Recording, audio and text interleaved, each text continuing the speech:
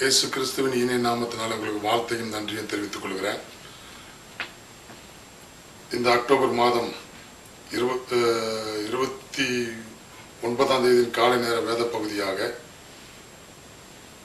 எசாயா தீர்க்கதரிசியின் புஸ்தகம் 15, 16, 17 ஆகிய 3 அதிகாரங்களையும் மாலை நேர வேத பகுதியாக அப்போஸ்தலனாகிய பவுல் தீமோத்தேயுவுக்கு எழுதின 2ஆம் நிருபம் 2ஆம் அதிகாரத்தையும் வாசித்துக் கொள்ளுங்கள். இந்த நாளுக்குரிய தியான பகுதியாக எரேமியா தீர்க்கதரிசியின் புஸ்தகம் 15ஆம் அதிகாரம் 20ஆம் வசனத்தை நான் வாசிக்கிறேன். உன்னை இந்த ஜனத்துக்கு எதிரே அரணான வெண்கல அலங்கமாக்குவேன். அவர்கள் உனக்கு விரோதமாக யுத்தம் பண்ணுவார்கள், ஆனாலும் உன்னை மேற்கொள்ள மாட்டார்கள். உன்னை ரட்சிப்பதற்காகவும் உன்னை தப்புவிப்பதற்காகவும் நான் உன்னுடனே இருக்கிறேன் என்று கர்த்தர் சொல்லுகிறார். நான் உன்னை ரட்சிப்பதற்காகவும் உன்னை தப்புவிப்பதற்காகவும் நான் உன்னுடனே கூட இருக்கிறேன். அவர்கள் உனக்கு விரோதமாக யுத்தம் பண்ணுவார்கள், ஆனாலும் அவர்கள் உன்னை மேற்கொள்ள மாட்டார்கள். இந்த நல்ல நாளில ஆண்டவர் நமக்கு கொடுக்கிற எரேமியா தீர்க்கதரிசி கடினமான வார்த்தைகளை சொல்லிக் கொண்டு வந்தாலும் இந்த இடத்துல இந்த அதிகாரத்துல ஆண்டவர் சொல்லுகிறார், அவன் எரேமியா தீர்க்கதரிசி மூலமாய் சொல்லுகிறார், உன்னை இந்த ஜனத்துக்கு எதிரே அரணான வெண்கல அலங்கமாக்கி இருக்கிற. அவர்கள் உனக்கு விரோதமாய் வருவார்கள், யுத்தம் பண்ண வருவார்கள், ஆனால் அவர்கள் உன்னை மேற்கொள்ள மாட்டார்கள். உன்னை ரட்சிப்பதற்காகவும் நான் உன்னுடனே கூட இருக்கிறேன், உன்னை தப்புவிப்பதற்காக உன்னுடனே கூட இருக்கிறேன் என்று ஆண்டவர் சொல்லுகிறார்.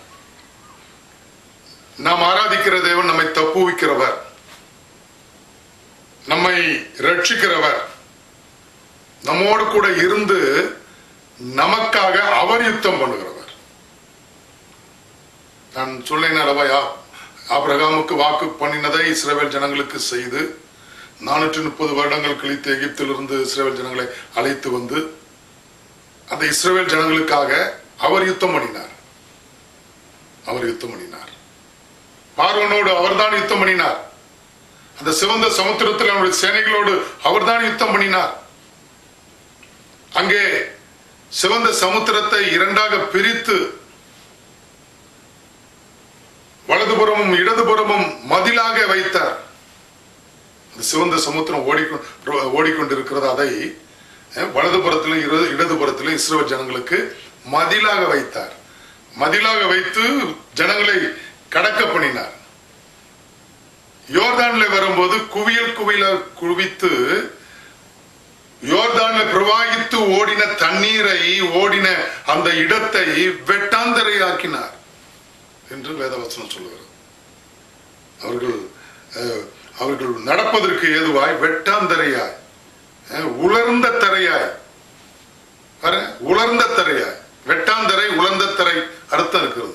தண்ணீர் ஓடிக்கொண்டிருக்கிற இடத்துல இப்ப மழை பெய்தது என்றால் அன்று பூமி நனைந்திருக்கிறதுனாலே சேரும் சகதியுமாக இருக்கும். அங்கே அப்படி அல்ல, ஒரு வெட்டாந்தரை உலர்ந்த தரை என்று வேதவசனம் சொல்லப்பட்டிருக்கிறது. யோசுவா 3:17, யோசுவா 4:22 வெட்டாந்தரை என்று சொல்லப்பட. பாருங்க, ஆண்டவர் யுத்தம் செய்வது அப்படிதான் இருக்கும். எசேக்கியா ராஜா, அசீரியா ராஜா சனகரிப் கிளர்ச்சித்து கொண்டு வந்து இஸ்ரவேல் ஜனங்களுக்கு விரோதமா,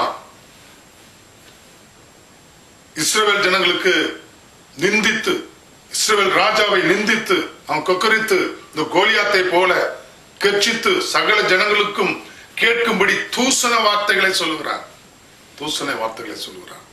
ஆண்டவர் ஒரு தூதனை தான் அனுப்பினார். 1,85,000 பேர் காலி. மீண்டும் அவன் தேசத்துக்கு போனான். அவன் பணிந்து கொள்ள அவனுடைய பாகால்களில் கோயில்களுக்கு போய் பணிந்து கொள்ளும்போது அவனுடைய பிறப்பு, அவனுடைய பிள்ளைகளை அவனை கொன்று போட்டார்கள். இஸ்ரவேல் ஜனங்களுக்கு விரோதமாய் ஆண்டவர் யுத்தம் பண்ணும்போது, ஆண்டவர் நம்மளோடு கூட இருந்து யுத்தம் பண்ணும்போது நடக்கிற சம்பவங்களை சொல்லிக் கொண்டிருக்கிறேன். இந்த இடத்துல இஸ்ரவேல் ஜனங்களை மீண்டும் மனம் திரும்ப பண்ணுவதற்கு ஏதுவாக, சீர்கட்ட இஸ்ரவேலரை திரும்ப பண்ணுவதற்கு ஏதுவாக நான் வெண்கல அலங்கமாய் உங்களை ஆக்கி உங்களுக்கு விரோதமாய் அவர்களோடு யுத்தம் பண்ணி அவர்களை அழித்து உங்களை தப்பு விடுவிப்பேன், அதற்கு உங்களோடு கூட இருக்கிறேன், நீங்க வாங்க என்று. நான் உன்னை பொல்லாதவர்கள் கைக்கு தப்புவித்து உன்னை பலவந்தரின் கைக்கு நீங்களாக்கி விடுவிப்பேன் என்று ஆண்டவர் சொல்லுகிறார். பாருங்க எவ்வளவு நல்ல தேவன் இருக்கிறார் பாருங்க. என்னென்ன செய்யறார் பாருங்க. சாலமோன் ராஜா ஆண்டவரிடத்துல என்ன வேணும்னு கேளுன்னு கேட்கும் போது ஞானத்தை தாரும் என்று தான் கேட்டார். அவர் சகலவற்றையும் ஐஸ்வர்யத்தையும், கேளாத ஐஸ்வர்யத்தையும், எல்லாவற்றையும், மேன்மையும் கனத்தையும் உயர்வையும் கொடுத்து அவனுக்கு விரோதமாய் ஒருவனும் எழும்பாதபடி அவனுடைய நாட்களிலே சமாதானத்தை கூறினார். ஆண்டவரை அவர்கள் தேடின போது, ஆண்டவருக்கு பயந்து ஜீவித்த போது ஆண்டவர் கனப்படுத்தி மேன்மைப்படுத்தினார். அதே நேரத்தில் அவன் ஆண்டவரை விட்ட போது ராஜ்யத்தை பிரித்து விட்டார், ராஜ்யத்தை பிடுங்கி விட்டார். சவுல் ராஜா தீமை செய்த போது, ஆண்டவருக்கு விரோதமாய் நடந்த போது அவனுடைய கிருபையை இழக்க பண்ணினார். கிருபையை அவர் எடுத்து விட்டார், மீண்டும் எடுத்து விட்டு அவனுடைய முடிவு அவனுக்கு உண்டாயிற்று. அவன் ராஜாவா இல்லை. அதற்கு பிறகு அவனுக்கு தேவன் தரிசனமாகவில்லை, அவன் தேடியும் காண முடியவில்லை. என் அன்பான தேவ பிள்ளை, இந்த நாளில் ஆண்டவர் நமக்கு சொல்லுகிற, நான் உன்னை வெண்கல அலங்கமாக்கி இருக்கிறேன், நான் உனக்காக யுத்தம் செய்வேன். எதற்கு தெரியுமா? உன்னை விரோதித்து வருகிறவனை மேற்கொள்ளாமல் இருப்பதற்கு. சத்ருவாய பிசாசு பலவித கோணத்தில் உங்களை எதிர்த்து வந்தாலும் உங்களை எதிர்க்காதபடி, உங்களை வீழ்த்தாதபடி இருப்பதற்கு நான் உங்களோடு கூட இருக்கிறேன். தப்புவித்து உங்களை காப்பதற்கு உங்களோடு கூட இருக்கிறேன். அவன் என்னை நோக்கி கூப்பிடுவான், நான் அவனுக்கு மறு உத்தரவு அருளி செய்வேன். ஆபத்தில் நானே அவனோடு இருந்து அவனை தப்புவித்து அவனை கனப்படுத்துவேன்.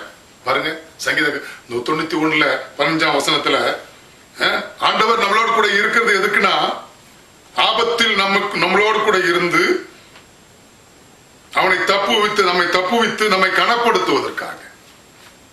இஸ்ரவேல் ஜனங்களுக்கு இந்த எரேமியா தீர்க்கதரிசி இந்த வார்த்தைகளை சொல்லுகிறான். எதற்காக சொல்லுகிறான்? இப்ப நீங்க கேட்கும்படி ஆண்டவர் வைத்திருக்கிறார். எதற்காக? உங்களை தப்புவித்து, உங்களை காப்பாற்றி, உங்களை கனப்படுத்துவதற்காக. கனப்படுத்துகிற தேவன் என்று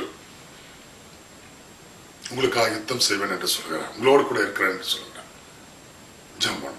எங்கள் நல்ல பிதாவே, இந்த நல்ல நாளுக்காக ஸ்தோத்திரம். எங்கள் பிள்ளைகளை வெண்கல அலங்கமாக்கி எங்கள் பிள்ளைகளோடு கூட இருந்து எங்கள் பிள்ளைகளுக்காக யுத்தம் செய்து எங்கள் பிள்ளைகளுக்கு விரோதமாய் வருகிறவர்களை அழித்து போட்டு ஆண்டவர் எங்கள் பிள்ளைகளை தப்புவித்து எங்கள் பிள்ளைகளை கனப்படுத்துவேன் என்று இந்த நாளில சொல்லுகிறதுக்காக ஸ்தோத்திரம். ஆண்டவரே, பொல்லாதவர்கள் கைக்கு தப்புவித்து உன்னை பலவந்தரின் கைக்கு நீங்களாக்கி விடுவிப்பேன் என்று எங்கள் பிள்ளைகளுக்கு சொல்லி இருக்கிறீர். எங்கள் பிள்ளைகளை நீங்க அப்படியே செய்து நாமத்தை மயப்படுத்தி ஆசீர்வதிங்க கர்த்தா. இயேசுவின் மூலம் பிதாவே, ஆமென்.